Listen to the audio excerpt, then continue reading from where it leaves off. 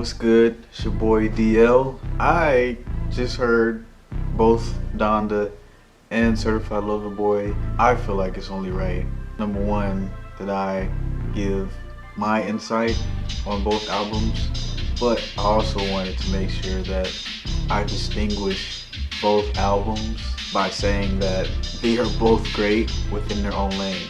For me, I digest music a very specific way.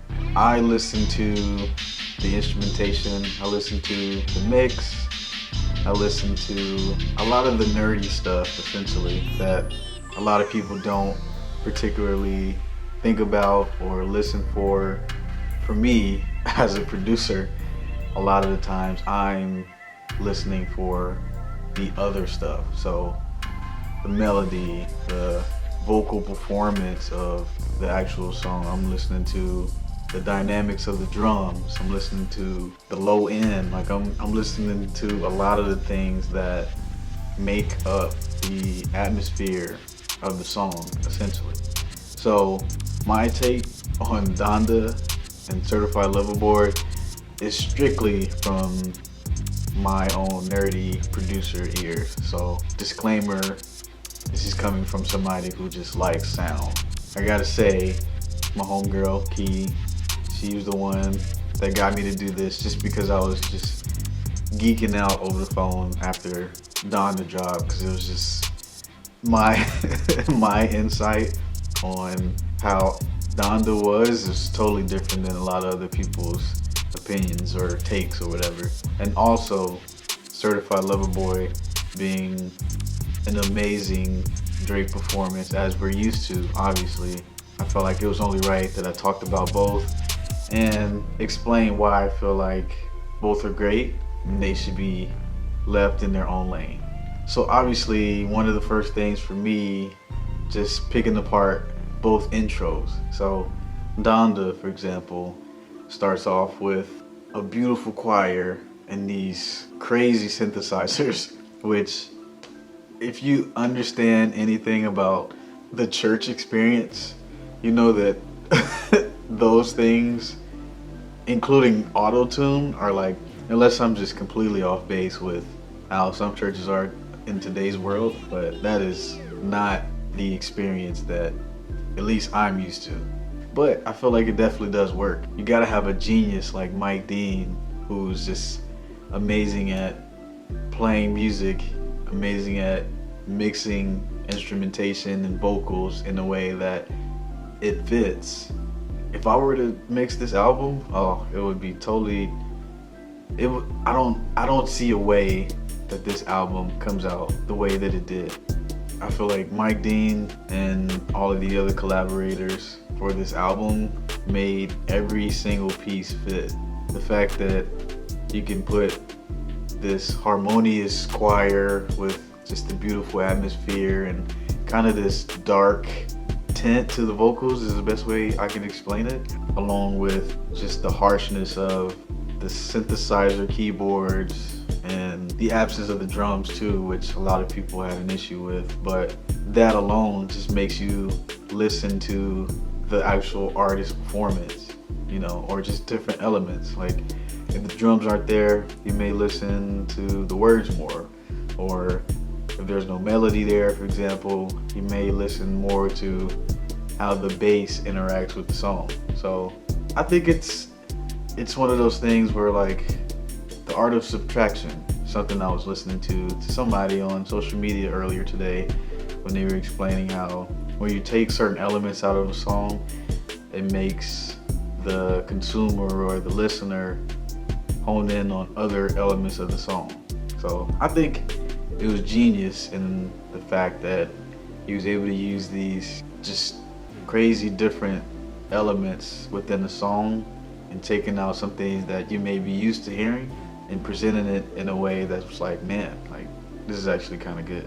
So then moving to Certified Lover Boy, the intro for that is just a crazy dope sample with just a cello or just a easy little bass line, but no drums, nothing else crazy, just literally the sample, bass, and Drake just going crazy for 5 minutes. And before you know it, like it seems like you're 3 or 4 songs in before you even get out of the intro because of the change within the intro, which comparing that to Tuscan Leather, by far the best Drake intro of all times. Like I won't even debate that with anybody. But how he was able to change up the flow, change up the sound of the actual beat, and still just deliver all the bars possible. I think that was a super dope thing about the Drake intro. And also bringing back the art of subtraction. It was dope that he was actually able to not use drums, which I know Kanye obviously got flack for, but I think Drake capitalized by saying, hey, well, there's no drums, so the sample itself, it's literally a hook within itself, I guess. If you don't mix it the right way, you may get overtaken by the sample because it's just so many words and it's just like a vibe. That's why it pays to have great engineers and great producers in your corners, because they will make things happen for you that you probably couldn't do on your own, but it just sounds super dope. Both intros to me are super dope, and I think they both brought a different element to the introduction of an album than most people are used to. And I think that's what makes listeners drawn in, because it's like, man, I'm used to this being in there, but it's not there. So let me listen, let me wait for the drop, let me listen for maybe another element of the song.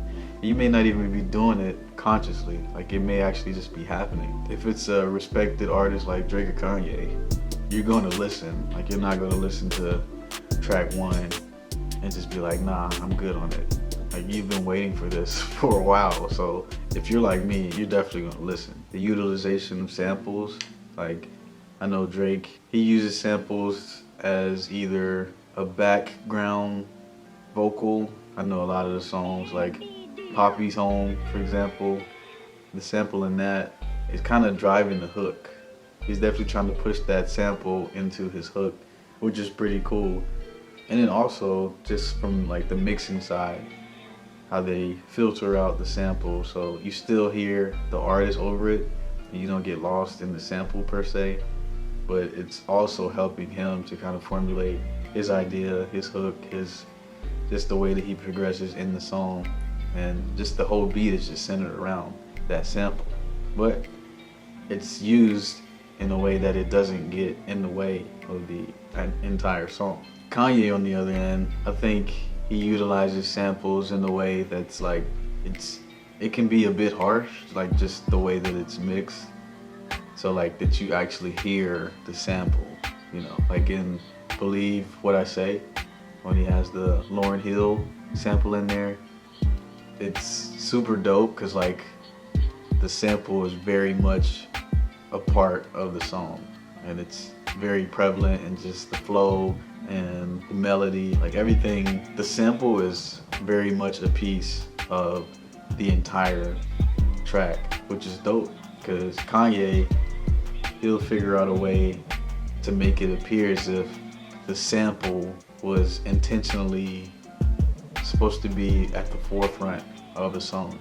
And the fact that most people can recognize the sample, like I know most people know that Lauryn Hill song because it's sampled in a whole bunch of other records, but I think it's cool that he actually used it in a way that like it almost feels like she's featured on the song because it's that intentional, it's that in your face. But the sample used for both of them is like super cool. Melodies, I think using very minimal chord progressions for both of them is pretty dope because it allows the artist to just free flow ideas essentially, because specifically with a lot of the Drake songs, I feel like a lot of those are, you know, kind of freestyle ideas. Like I'm just getting into the vibe of the song. Like you can be listening to Drake's song for the first time, but you feel like you know it because it's just that naturally flowing because of the beat choice that he has. I think it's super incredible. Kanye too, like he's not necessarily known as a singer. Like you know, maybe Drake or just a lot of other artists in general. But I think using a minimal amount of chord progressions, like you don't have all these crazy bridges and just like insane chord progressions throughout the song, is just something very simple. Like in remote control, it's just the same two notes throughout the whole song. But it allows Kanye to explore his own vocal range essentially. And I feel like that's probably the best element. It's just using the most basic sound, but being able to add more layers because there's not too many things going on in the song. Like the whistle in remote control, it just sounds so heavily. Like it's just super dope just to hear it the way that it is in the song. Because they're both not necessarily vocalists. Like obviously they both sing. They're both, you know, pretty, probably some of the best performers of all time. But being able to minimally use melodies and chord progressions in order for them to actually explore their own vocal performance is how both of them are able to capitalize on their songs and just create a vibe for any listener to be able to pick up and immediately be able to recite and just kind of get into the groove of the entire song. The use of features too, obviously both have a plethora of artists that they used. Some are repeat, like Jay-Z was on both, Travis Scott is on everything and he makes everything sound dope, you know. Kid Cudi, that was an interesting find on Drake's album, but it worked. But I think just being able to have other artists kind of enter your world. Kanye did a good job on this one of actually entering into other people's creative space. Listening to Fabio on Donda, super dope, because like I can't imagine him on anything other than like a drill style song, but Kanye brought that into the songs that he's on to make it like, yo, this is seamless, like this is dope. Like it doesn't even feel like it's not the same song because it's just a natural seamless transition between Kanye, Fabio, and back to him. I think it's cool too because Drake, he does a very good job of capitalizing off of artist strengths, you know, so there wasn't any feature on the album where I felt like the artist was like forcing himself on the song. Like even the track with Jay-Z, it was a slower record, but like Jay-Z was still able to do his thing on the record and he didn't have to sing, he didn't have to auto-tune, like he didn't have to do anything to try to fit onto the song. He was just himself, you know. Same thing with Future. Future is gonna always Future. Like he has a very wide range of creativity anyway, so it was dope to hear him on that as well. As far as features, I think both artists definitely use the artists that they featured on their album the best way possible. Like nothing really feels like it was forced or out of touch, or like they feel like they had to do too much to try to fit into the song. Everything was very seamless and I think it all worked out. I'm sure by now you would probably want to know which album I think is better. To be honest, it's kind of unfair to even put both of these albums next to each other and say, hey, which one is better? For me, it's literally just they're both totally different vibes. Like what you can get from the Donda album is totally different than what you get from Certified Lover Boy and vice versa. Like it's just, they're both incredible artists, and I feel like we would be doing a disservice to either one by even trying to figure out which one is better, or just saying, you know, oh, I rock with this artist, so this one is just better. Like it's all vibes, you know. Donda resonates with me because like Kanye is able to show how, yes, you know, I want this relationship with God and I'm really trying and all this kind of stuff, but I'm also still in these streets. It's a cool dichotomy to explore, I think, and a lot of people aren't ready for that within an album, but that's pretty much what we saw. And then of course Drake, I mean, Drake is going to Drake. The way that Drake is just able to sing and rap and still convey his message either way he decides to deliver it, I think is super dope. Especially like a song like Pipe Down, where for me, I'm listening to it come on and I'm like, okay, this is a nice little like hip hop type of sound. Like I'm thinking that he's gonna get on and like really rap, and he starts by singing, and it's just like only Drake can do this, you know? But I think it's just cool, man. Like they are literally just expressing themselves the way that they express themselves, you know? Like the way I express myself isn't the same way that you may express yourself, but it doesn't mean that your way is better than mine or vice versa. But I really do enjoy both. I've ran both of them top to bottom at least 3 times each, and it's just a vibe, you know? Like the production is great, the artist performances are great, features are great. Like it's a nice week for hip hop, especially people of our generation. Drake, Kanye, like that's what we grew up on. So for them to be dropping, they've been doing this for a while, but for them to both drop in this week span, and we get 20 plus songs from both artists, like what more could you want? And we get to live with this music for a while until Kendrick drops. That is what I'm waiting on, and that's probably going to be my next review. But anyway, with that being said, let me know if you like my takes with this. Let me know if there's any other albums that you would like for me to break down. Comment down below if you want me to review anything else. I got more stuff on the way, so just be in tune for that. With that being said, stay creative, pursue your passion, fulfill your purpose. That's God's will. It's your boy DL. Till next time.